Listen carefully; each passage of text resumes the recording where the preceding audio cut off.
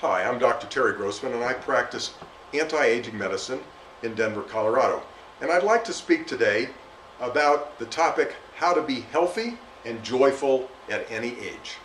It is possible to be healthy and joyful at any age, but there's one major problem that gets in the way. And that's a process that we refer to as aging. But we need to realize that there is a difference between the process of aging and the process of growing older. All of us grow older all the time. Every moment that passes, we're that much older. And that's a process that never stops. However, by definition, the aging process is something that is unhealthful. And the aging process is actually a disease process that has been created as part of our genetic code with the design of one purpose only, and that's to rob us of our health and vitality and eventually lead to our death. But there is a difference between these processes of growing old and aging. If we look at children, the children on the left on this slide are 5 years of age, and compare them to the children on the right who are teenagers around 15, these children have gotten 10 years older, but they've done so without aging, because 15-year-old teenagers in general are healthier than 5-year-olds. 5-year-olds are virtually constantly going to the doctor with ear infections and sore throats and other problems like that, whereas how often do teenagers get sick? And they do that even living a lifestyle that for many of them is not healthful. Teenagers stay up all night, teenagers experiment with alcohol and other substances, and yet they virtually never get sick. One of the reasons is that teenagers have very high levels of hormones, and hormones are one of the chief mechanisms that leads to anti-aging for us. And it's when our hormones begin to go away as we get older in life that many of us experience a lot more of the aging process. So we see in childhood that it is possible to grow older without aging. But it's even possible to do this later in life. If we look at this gentleman who has a photograph taken at age 60 and then a photograph taken at age 80, in those 2 decades that have passed, he's gotten 20 years older. But has he really aged during that period of time?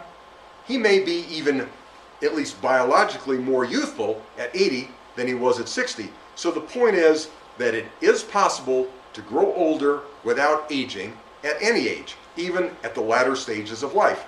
And so what we'll talk about today is what steps you can take in your life so that you can grow older without aging and remain joyful at any age. When I talk about living life expectancies of 90 years or 100 years or beyond, many people are uninterested in that because their conception is that those years will be spent in a condition of disability, in a wheelchair like Whistler's mother, often having a lot of pain, with diminished mental faculties, and not able to enjoy life. But when I'm speaking about these long life expectancies, what I'm speaking about is Bob Del Monteque on the right, who's 84 years of age in this picture and enjoying a vigorous and healthful life. So this aging process, what is it? I would like to define aging for the purposes that I use as an anti-aging physician as a disease. Because if I look at aging as a disease, then I can use various type of diagnostic tests to measure aging and then come up with certain therapeutics, different types of mechanisms to slow down, stop, and hopefully reverse the aging process. But aging as a disease is a unique disease. In particular, it's the only disease I know of that affects 100% of the population, and so far at least has proven to be 100% fatal. No one has survived the aging process to date. So the question is, if aging is such a harmful thing, why has it been introduced into our genetic code? Why do we age? And the reason is, if you think about it, obvious. Because if we didn't age, if we didn't experience the deterioration that eventually led to our death, we would overpopulate the planet, we would outstrip the food supply, there would be famines and there would be wars. So the aging process has come in to control the population. But with modern medicine, we can control that because the circumstances that we have that have designed to cause us to age occur prematurely. Now, each species has a set lifespan.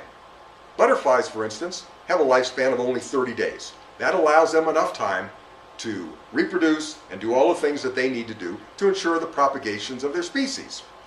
Other animals in the wild have differing lifespans. For instance, mice in the wild have a life expectancy typically of about 2 years, whereas the Galapagos tortoises have life expectancies of 152 years, which is longer than the top life expectancy of humans, which turns out to be 124 years. And in a moment, we'll talk about the reason that humans cannot live more than 124 years. This is a picture of a woman from France named Jeanne Calment, who lived to ripe old age of 122 and a half, and she is the longest lived documented person.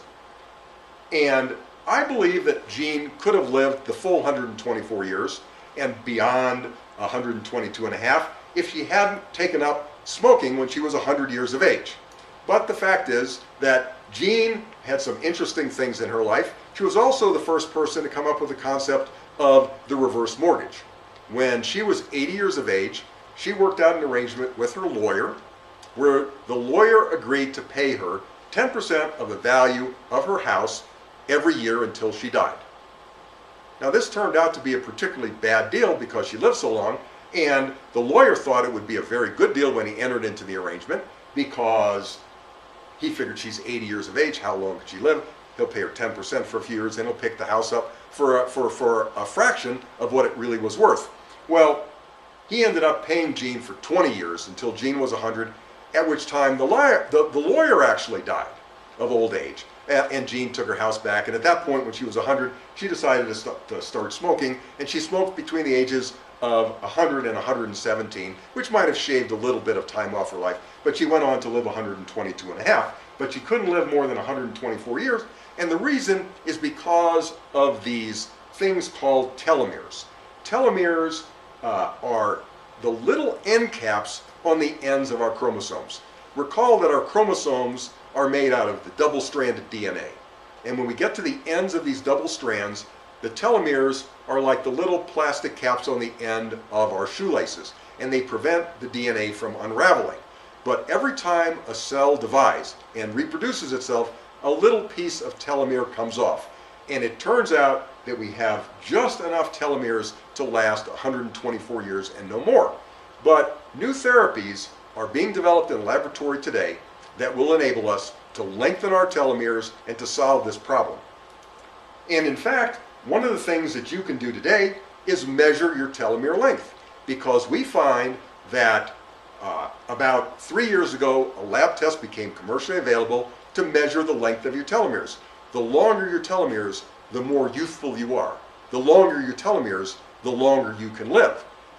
And on the other hand, if you have short telomeres, then you're more predisposed to certain diseases, and you would like to take certain steps to lengthen your telomeres. And as it turns out, there is now a commercially available product that has been shown in several studies to lengthen our telomeres. So we can measure our telomere length and take supplements to lengthen them as we wish to.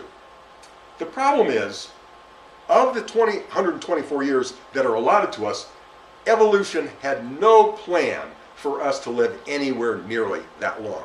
In fact, we're only allowed about 30 years of optimal health, after which the aging process kicks in and we begin to deteriorate.